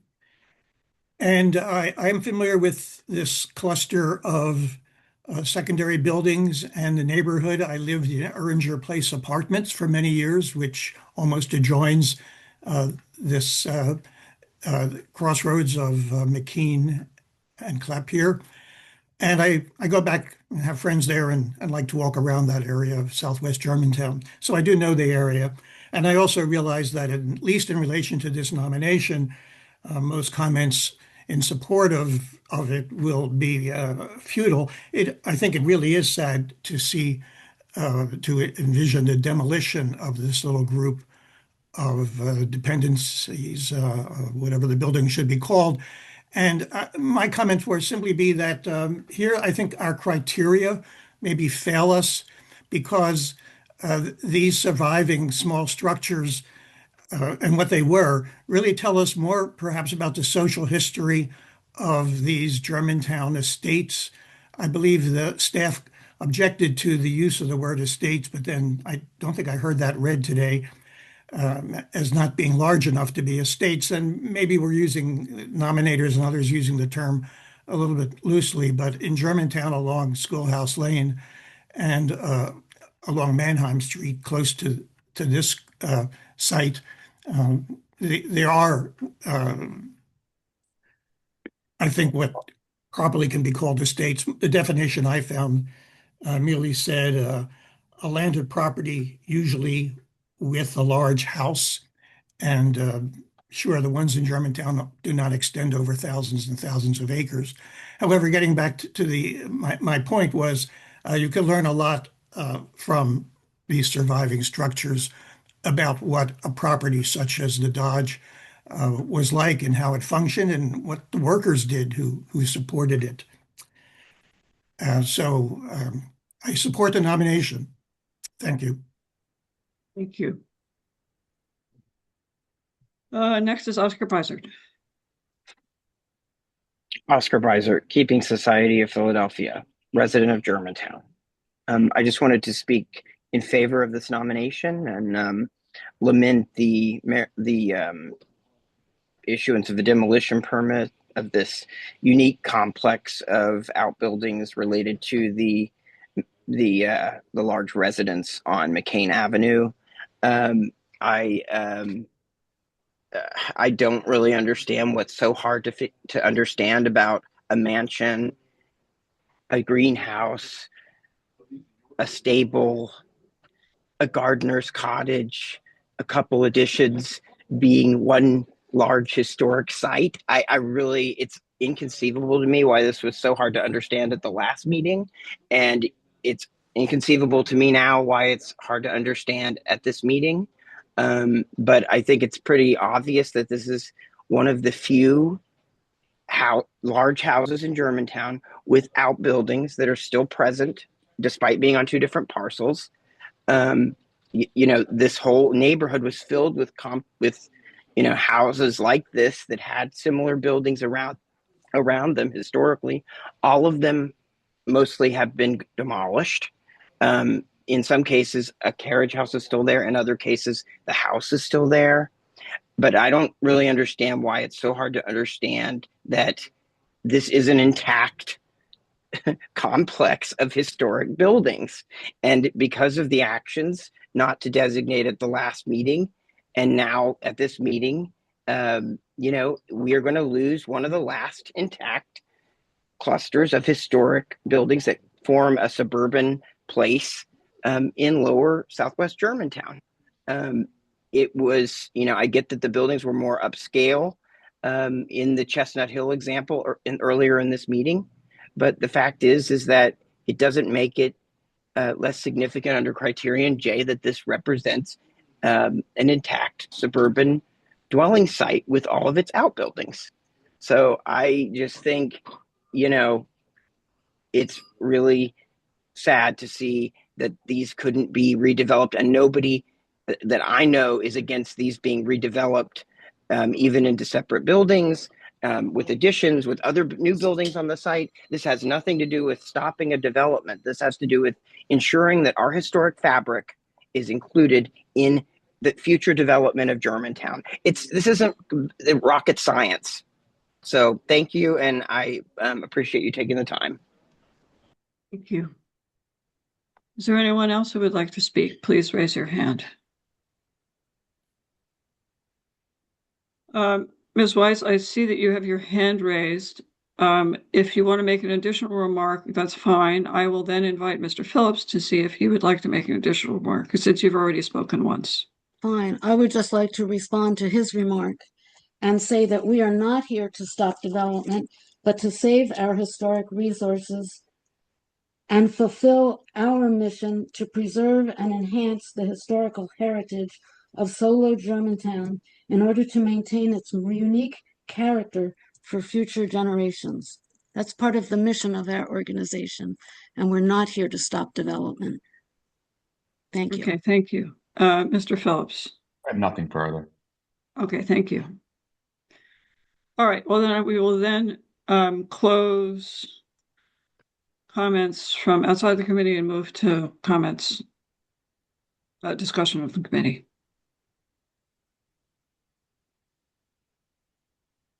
And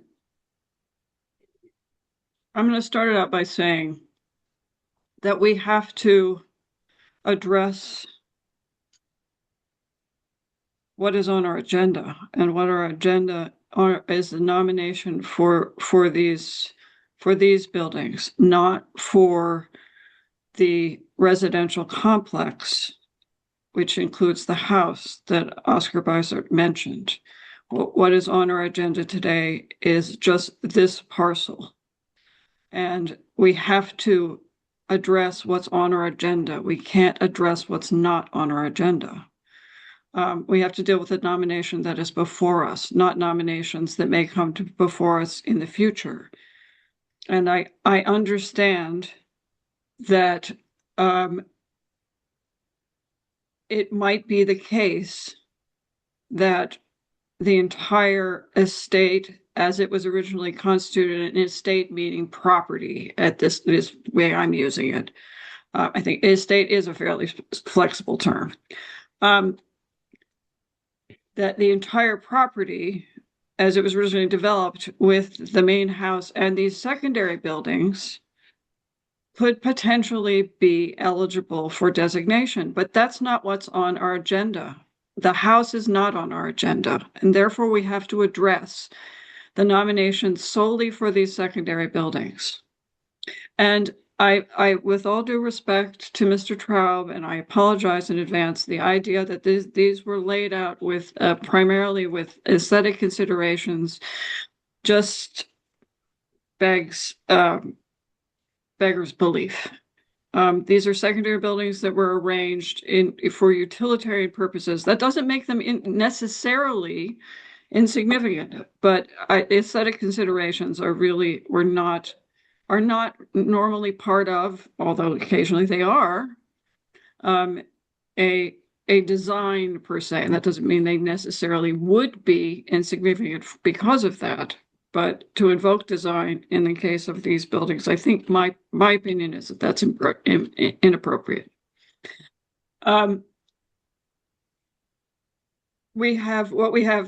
other difference is along these lines is that the property we're talking about on Bells Mills Road was a nomination for an intact group of buildings in which the primary building, the residence, the dwelling, the house, is part of the nomination.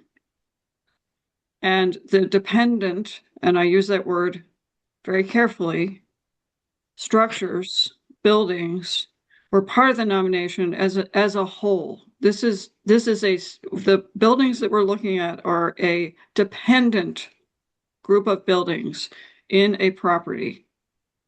And we do not have the house on our agenda. You know, I would have hoped that we could see.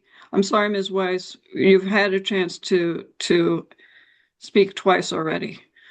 I would have hoped, which I think we said originally, when the first nomination for these buildings came before us, that it would be appropriate to see a nomination for both together. And obviously that has not occurred. We also, at the time, said we really need to understand how these buildings relate to other similar buildings in Germantown. What is the appropriate, how do they sit within the historic context of these kinds of buildings in Germantown?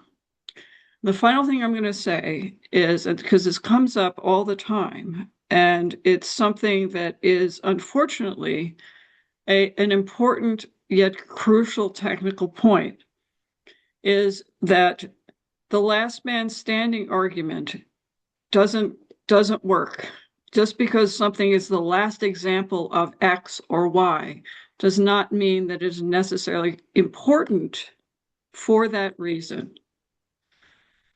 So we might have the last standing Wawa convenience store in 50 years from now. And unless it was an important Wawa convenience store now, we're talking about importance within the past, historical significance.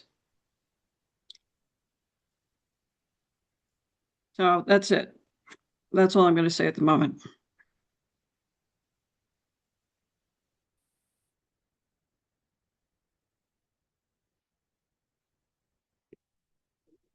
Well, I guess I would argue, it may be somewhat quixotic to even talk about this now because its fate seems already written, but these kind of outbuildings were adjuncts to many, many of the houses up here, and they're adjuncts that are mostly gone. I was shocked to think that there was the very last one gone, as somebody asserted, but maybe that's the case, at least in that part of Germantown. But it definitely was part of the landscape at the time these things became places that, suburban dwellers who commuted to the city had as their rustic retreat, somewhat rustic. And it seems that the architecture, especially of the larger building here, the one with the wide low gable, was distinctly cast as a garden structure compared to the language of the main house. Both in its deep overhangs that show these projecting beams underneath them, and in the masonry itself, which is what would the Greeks call it? I'm not sure if they called it geometric masonry, where each stone is sculpted to the next one, cut precisely. It seems like there's a real aesthetic intent to represent its greater rusticity than the house. Although I don't, the other structures in the yard that aren't quite as historic, they kind of clutter up the picture a little bit, especially going all the way to 1923. But the notion of a gardener's house in the back is essential to this whole landscape. It'd be great to have a representative there. I'm not sure I see it as the last Wawa, but it was an element of the built landscape here that is one that is worth knowing about and worth seeing. And I hope that there are others, now that we have this sensibility in our mind, that we're erasing something that was once quite common with this demolition, that it's something we're more aware of. I know there are a lot of stable buildings, but not whole stable yards, which I guess is what is the unique thing about this in terms of survival. I'm eager to hear what others might think. Excuse me, Chair Cooperman, may I interrupt for just one moment? Yes, go ahead, John. I was about to say something, but I think you go ahead and say what you were going to say. I'm gonna have to ask the people who are representing both the nomination and the property owner not to use the chat feature to try to communicate with the committee. Allison Weiss has, and I want to put that on the record. Michael Phillips has not, but I just want to tell those who have been elevated to panelists not to use the chat feature. It gives you an unfair advantage, but also it's something that we have no way of incorporating into the official record of the meeting. So please resist the temptation to use the. And complimentary with that,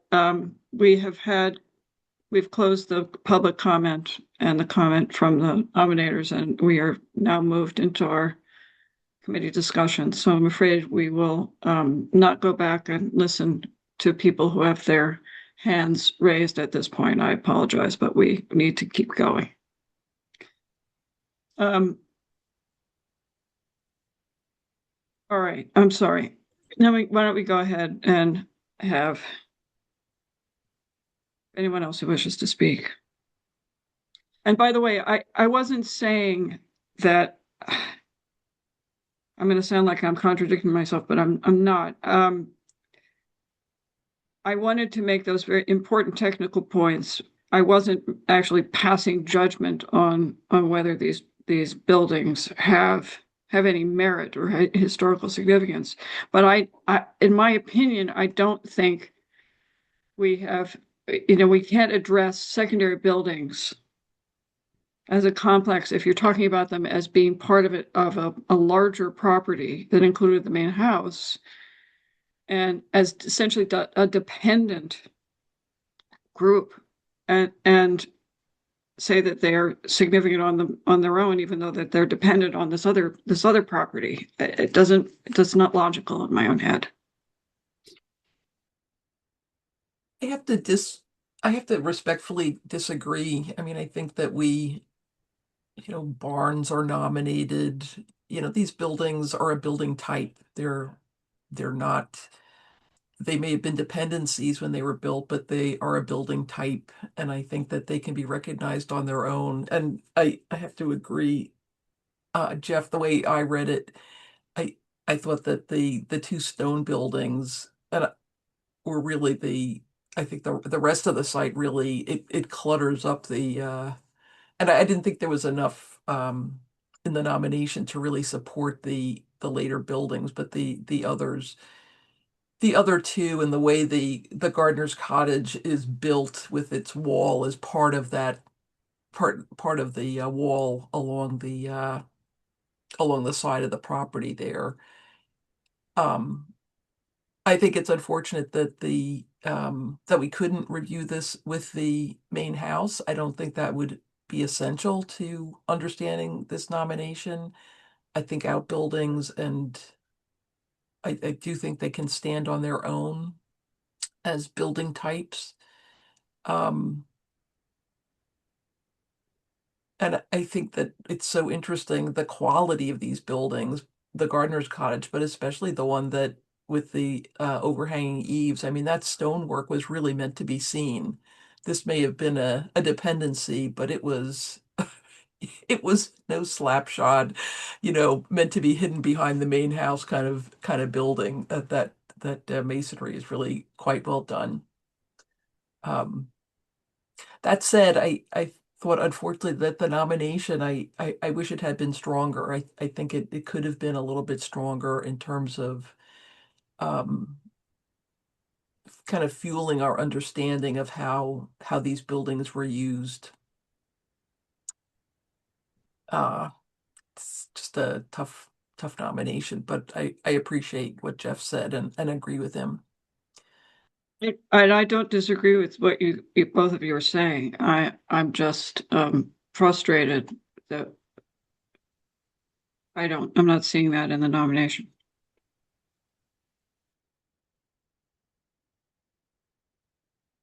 Yeah, I guess I'm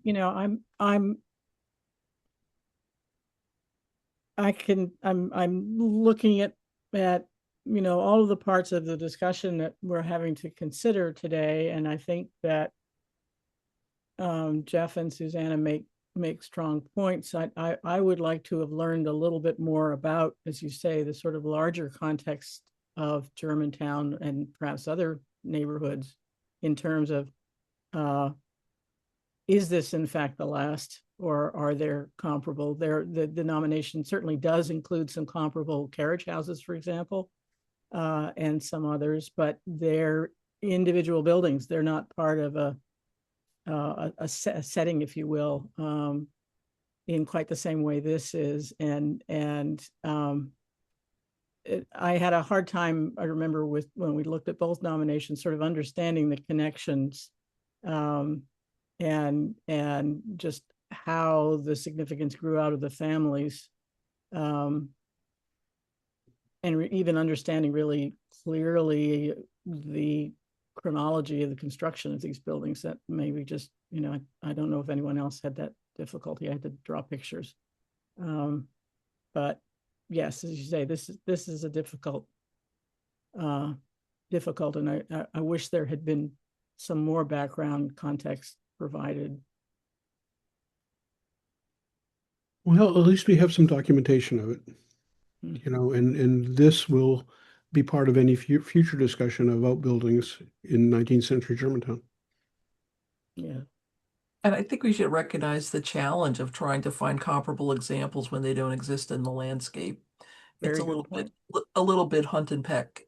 And Mhm. I Well, know that because I'm doing that for a National Register nomination at the moment. So it's unfortunately it's challenging. yeah, and frustrating because some of the atlases don't include some of the lesser structures. Right. So we don't have a snapshot, and very few people aim their camera at that part of the building. Exactly. Exactly. Very frustrating.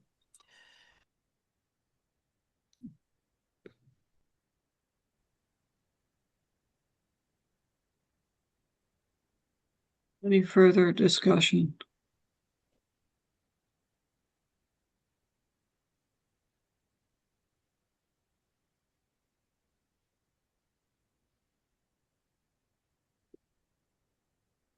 I'll make a motion. I'll move that we recommend 419 West Claypier Street service buildings for the Dodge Estate not be listed in the Philadelphia Register under criteria C and J. And I will say, I don't know if I can make this part of the nomination, looking at these buildings, I think I intuitively understand their history, that they have potential significance. Unfortunately, I feel that the nomination falls a little bit short on giving us the ability to recommend nominating it. Yeah, unfortunately, I think this is exactly where we were the last time. Yeah. And it is unfortunate. Yeah. I'll just leave it at that. Would someone like to second that? No. Second. Thank you, Bruce. Is anyone opposed? Oh, can I just say one more thing? Yeah, sure. Outside of the nomination, and I'm going outside my purview here too, but Mr. Phillips, I don't know if the owners would consider at least saving the boundary walls that may not serve their purposes, but often that can be a clue to that something actually occurred there. I know that's not something we can require. It's just something I'm throwing out there. I can certainly Right. mention Well, it. Thank okay. you. Thank you. No, anyway, I think maybe we need to conclude. So let me ask one more time. Is there anyone who objects to the motion that Susanna made? All right. Hearing no objection, the motion passes with unanimous consent. I think we'll leave it at that. Thank you. Thank you all for your participation, for your patience in sticking with the meeting, and for everyone's efforts, staff and nominators who have participated and worked hard to bring things to us today. Would someone like to make a motion to adjourn? So moved. Second. Very good. All right. Thank you all very much. Thank Thank you. Good All to see right. you. Bye-bye.